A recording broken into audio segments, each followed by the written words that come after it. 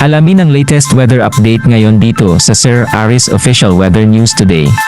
Makikita natin ang patuloy na pag-iral ng northeast monsoon o itong hanging amihan, partikular na sa northern and central Luzon. At ito magdadala ng maulap na kalangitan na may mahihinang pag-ulan, partikular na sa may bahagi ng eastern section ng northern and central Luzon. Ito yung area ng Cagayan Valley region, gayon din sa Aurora at Quezon.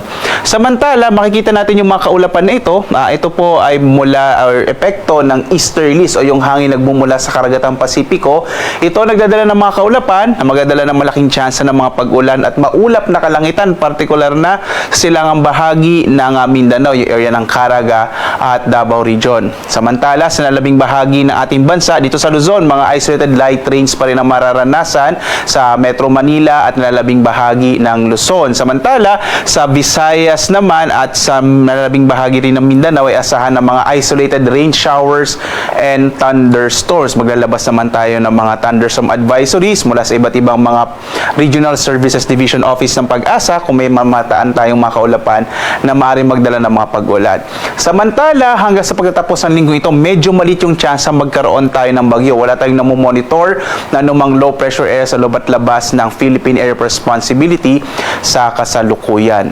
Inaasahan naman natin na bukas, posibleng magkaroon din ng maulap na kalangitan yung bahagi naman ng Eastern Visayas dulot nitong easterlies. Dito nga sa Luzon, makikita natin ang malaking tsansa ng maulap na kalangitan na may mahihinang pag-ulan dulot ng amihan, partikular na sa Cagayan Valley region at gayon din sa may area ng Aurora at Quezon. Basically, sa may silangang bahagi ito ng Luzon, epekto ng amihan.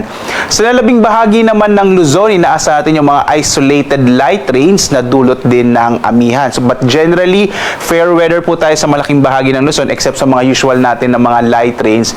Kadalasan nangyayari yan sa hapon hanggang sa gabi. Yung agwat ng temperatura sa Lawag, 22 to 31 degrees Celsius. Sa Baguio hanggang 23 degrees Celsius. Mula 15 to 23 degrees Celsius. Sa Metro Manila, 24 to 30 degrees Celsius. Tuguegarao, 22 to 28 degrees Celsius. Sa Legazpi, 24 to 31 degrees Celsius. Habang sa Tagaytay, 20 to 28 degrees Celsius. Posible pa rin na bumaba yung mga temperatura natin hanggang sa buwan ng Pebrero kung saan patuloy nating mararamdaman ang epekto ng hanging amihan. Sa Palawan area naman, makikita natin ang mga isolated rain showers and thunderstorms. Ang agwat ng temperatura sa Calayan Islands, 25 to 31 degrees Celsius. Sa Puerto Princesa, 24 to 32 degrees Celsius. Sa Visayas naman, asahan din natin yung generally fair weather na may mga isolated o pulupulong pag-ulan, pagkidlat, pagkulog. Inaasa natin bukas, posible maging maulap sa may bahagi ng Eastern Visayas sa pag-iral ng easterlies. Agwat ng temperatura sa Iloilo, 25 to 32 degrees Celsius. Sa Cebu, 25 to 31 degrees Celsius. Sa Tacloban naman, 25 to 32 degrees Celsius.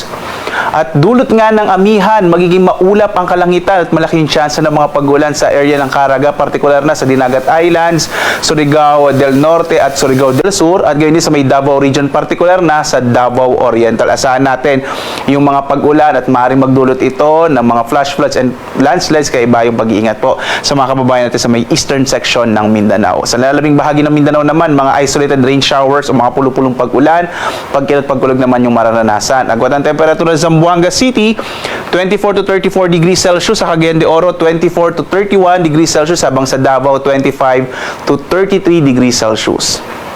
Sa ngayon nga, wala tayong nakataas na gale warning sa anumang bahagi ng ating bansa. Bagamat mag-ingat kapag meron tayong mga thunderstorms na maaaring magpalakas ng alon ng karagatan.